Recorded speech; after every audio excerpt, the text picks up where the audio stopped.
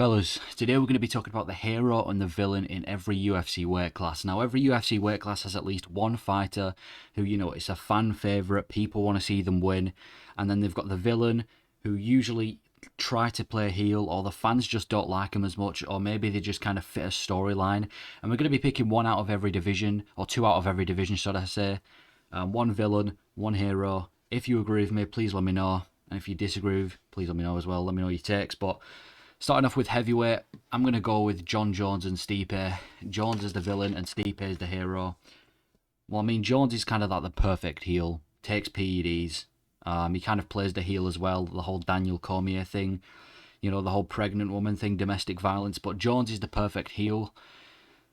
The thing with Jones and Stipe is Jones is in trouble with 911. And Stipe literally is 911. He works as a firefighter. He's a nice guy.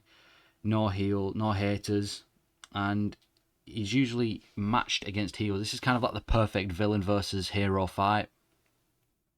Yeah, Jones plays the perfect heel. Stipe, clean.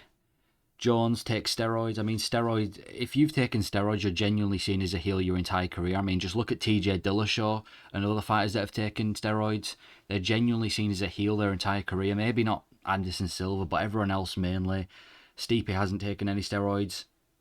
And he also works as a firefighter. Imagine being a UFC fighter at the top level and you're still having to work as a firefighter. I mean, you've got to respect Stipe for that. Whereas Jones is doing the opposite. He's causing 911 to come, crashing into people's cars, doing hit and run accidents. He's a scary man. He's quite literally one of the biggest villains on the UFC roster. Whereas Stipe, the guy is always keeping out of trouble. He's actually helping trouble. And yeah, I think this is the perfect villain versus hero. Jones is definitely the biggest villain in heavyweight. Stipe definitely the biggest hero. And yeah, Stipe, he doesn't even have any haters to Stipe. I've never run into a Stipe hater. Jones is kind of 50-50. You're either the guy who thinks Jones is out the GOAT conversation, or you think he's number one. There's no in between. So I think it's the perfect hero versus villain fight booked at UFC 295. But yeah, I think everyone knows that Jones is going to win. He's always won in his entire career. He's played villain many times as well against DC. Obviously now against Stipe. Other fights like Reyes, Gustafsson. But I think this is the ultimate heel. I can't speak. Villain versus hero fight, and that's the one in the heavyweight division. Light heavyweight. Now these two aren't matched against each other. I don't think they ever will. But if I had to pick one villain out of their light heavyweight division, I'm going to go with Pereira. The guy never smiles. He's got that supervillain, angry, stoic look that he's never smiled. Even on roller coasters, he's not smiling. He just refuses to smile in every situation. His wife's his wife's giving birth, doesn't smile. Wins the light heavyweight belt or the middleweight belt, doesn't smile.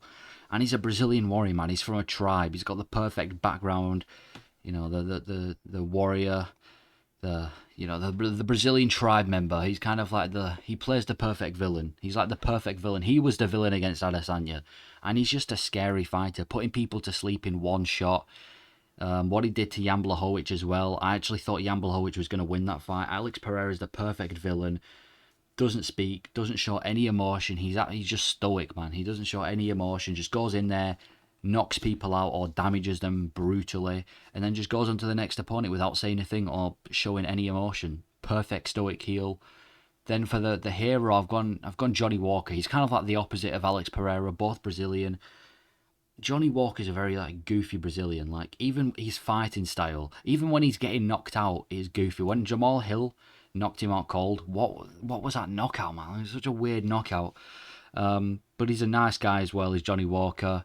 His TikToks are quite weird, but he's a genuinely nice guy. You've got Alex Pereira who doesn't show any emotion, and you've got Johnny Walker who shows emotion at every given opportunity. And he's got no haters. Again, I've never really seen a Johnny Walker hater. I think everyone was happy when he started to pick up a couple of wins after the losing streak. So I'm going to say that Johnny Walker is the kind of the hero at light heavyweight. And if he was to win the belt, there'd be so many fans for him, man. And not that there wouldn't be fans for Alex Pereira. Alex Pereira has so many fans. I'm not saying Alex Pereira doesn't have fans, but he does play a perfect villain. And Johnny Walker kind of plays the hero. If this fight ever got matched up, there would be such a difference in emotion between the both of them. But that's my pick for light heavyweight. Middleweight, I'm going with Adesanya versus Dricus du Plessis. I feel like the UFC doing a really good job at painting Adesanya as the villain and Dricus as kind of like the hero for this arc. First of all, Adesanya has so many haters. I'd actually go as far to say he's the most hated person in the UFC. There are a couple of fans for Adesanya, but a majority of fans don't like him. They think he's cringe. They think he's boring. They just don't like his past, what he did to dogs. Everything to do with Adesanya, a lot of people just hate. He is very cringy as well. He has a lot of one-liners that you tend to see villains drop. You know, I'm gonna leave you frozen like Elsa. Botched. It's kind of like the whole African storyline as well. They got Mike Tyson. Who the hell is John Africa? But now Adesanya, 100% the villain. And I think the UFC, like I said, the UFC are kind of painting him as the villain as well with this fight with Dricus. And Dricus, he's got a lot of heart. Heroes, you know, they're known for having a lot of heart, and Dricus does have a lot of heart. No one thought he was going to beat Robert Whittaker. He beats Whittaker. A lot of people picked him against Darren Till. He beat Darren Till. Brunson fight, he showed that he's got a dog in him. So Dricus du Plessis has got a lot of heart, and that's exactly what a hero needs. I can kind of see this being a fight where Adesanya's winning, and then right towards the end, Dricus pulls something out like a Leon Edwards head kick or something. I don't know, but I feel like he needs to beat Adesanya. He's the saviour. Because there's so many Adesanya haters, Dricus du Plessis is kind of the saviour to beat Adesanya after Alex Pereira. So I think that's the perfect hero versus villain in this division. Maybe Sean Strickland could have been a villain, or Khamzat Chimaev, and maybe Whittaker could have been a hero. But I feel like right now with the storyline, I think this is the perfect hero versus villain storyline. A lot of people want to see Dricus win, so I'm picking Dricus. Welterweight, I mean, if you had anyone besides Colby Covington for the villain at welterweight, you probably don't watch UFC. He is not only the villain of the welterweight division, but the villain of the entire UFC. He's trash-talked pretty much everybody, even people like Stephen Thompson. I don't think I need to go into too much detail about Colby Covington. He's the heel of all heels. He has no limit with his trash talk, insults a country in that country. What he said to Masvidal as well. He's got some of the best trash talk on the roster. I feel scared for Leon. Leon's going to get cooked at the press conference, man. So, same with Jones. I can actually see Colby Covington going for Jones at UFC 295 press conference, but he's the ultimate heel. And Gilbert Burns is kind of the opposite. He doesn't really trash talk at all, unless someone like riles him up to trash talk like a Khamzat Chimaev. But other than that, Gilbert Burns doesn't really trash talk. He's respectful. A very respectful martial artist. Even in jiu-jitsu, he's very respectful.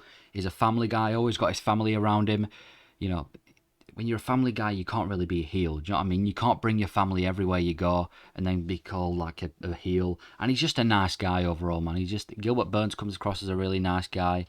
And he's also the BMF. Well, maybe not the BMF, but you know, how active was he in 2023? Neil Magny, then straight onto Masvidal, then straight onto Bilal Muhammad. Gilbert Burns is a nice guy, never really trash talks unless he has to. And Colby's kind of the opposite. Whenever there's a word coming out of Covington's mouth, it will be trash talk. So I'm going with Colby Covington for the villain at welterweight and Gilbert Burns for the hero. Lightweight, I'm going to go Islam Makhachev and Oliveira. I was going to go McGregor, but listen, right now, I like a storyline, and this is kind of the perfect storyline for the villain versus hero. Makhachev's coming to ruin the Oliveira party. That's it. Oliveira is everyone's favourite fighter. I'd actually put money on the fact that most people's favourite fighter is Charles Oliveira. Oliveira, again, doesn't really trash talk at all. A family guy. He's got the whole of Brazil behind him. Everyone wants him to win. Everyone wants Oliveira to become champion. Islam Makhachev just kind of came out of nowhere and just ruined the Oliveira party. Oliveira was on a streak, finished Gaethje, finished Chandler, finished Poirier, and then Islam comes out of nowhere and finishes him in 1 round. Then Oliveira's now got a win over Beneil Dariush as well. So it's going to be interesting to see how this fight plays out. But yeah, I think Oliveira is the perfect hero. Everyone wants to see him win. Everyone's preying on the upfall. What do you call it? What's the opposite of a downfall? I don't know. Everyone's just praying that Oliveira does well. And I think Islam's got a lot of haters, man. The Dagestanis and the Islam fighters and Khabib tend to have a lot of haters, so Islam does have a lot of haters. He also has a lot of fans. I feel like you're either a diehard Islam fan or you hate him. And he's beaten 2 fan favourites now. He's beaten Volkanovski and Oliveira, so I'd say Islam's like the perfect heel at lightweight. So I'm gonna go with Oliveira as the hero. Everyone wants to see him be champion again.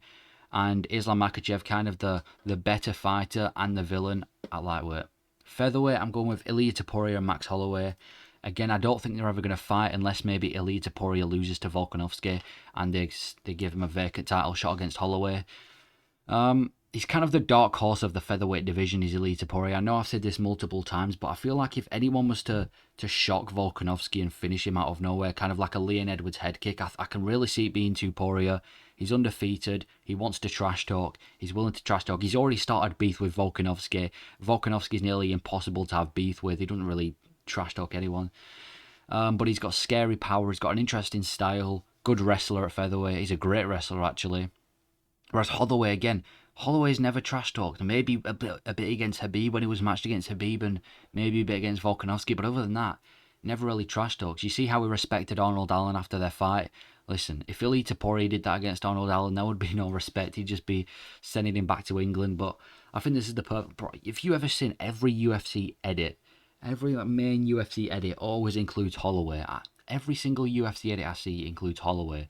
He's like the casual's favourite fighter. You ask a casual who their favourite fighter is, it's going to be Khabib, Adesanya, Holloway, just the big group of people. But Holloway for me is the hero. I just don't think you can hate him. He's got an interesting style. He's fun to watch. He's been in so many wars, so many interesting fights, and he's a fairly respectful guy.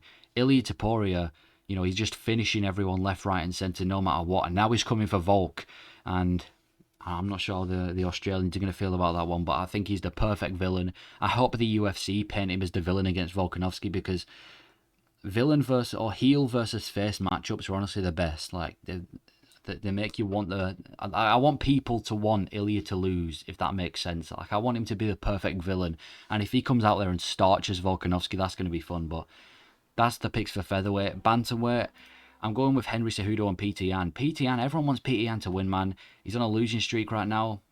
He lost to Aljamain Sterling, then he got a win over Sandhagen, then he lost to Sterling again in a close fight, then he lost to Sean O'Malley in a close fight, and then recently just got destroyed by Merab. And I feel like people just want to see Peter Yan win again. He was once a very intimidating fighter, and he is kind of stoic, but he's a fan favourite. People want to see him win. He's a good boxer, he's a good fighter. You can't really go wrong with Peter Yan. He's interesting to watch. He's one of the most skilled strikers in the bantamweight division, man. It's just a shame that his matches. He's had such an unlucky past few years. His past few years have been so unlucky ever since the knee.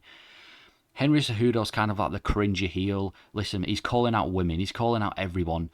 He's kind of like the Colby Covington. He's got a little bit, he doesn't go too far, but he is kind of the cringe heel. He's called out Volkanovski. He's called out women. He's called out everybody. As Henry Cejudo, and he plays it well. He's a good heel. He makes people hate him. He makes people want to see him lose. He is very, very cringy as well.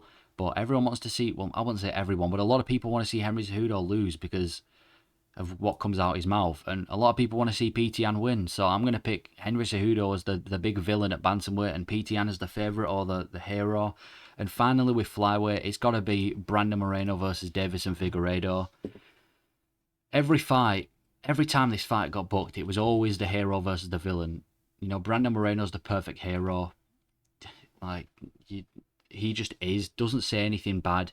Never said a bad thing in his life. Kind of got the whole Lego thing going on. Family guy.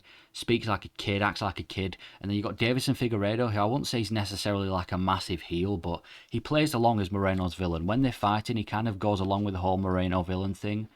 And people always want to see Moreno win. I'm sure 95% of the UFC roster want to see Moreno beat Figueiredo each time they fought, and for the majority of the time he did, so that's a good thing. And in this time the face won, and I think Moreno is just the biggest face or the biggest hero in the flyweight division. I mean, who else can you pick? You can't really pick anyone else besides Brandon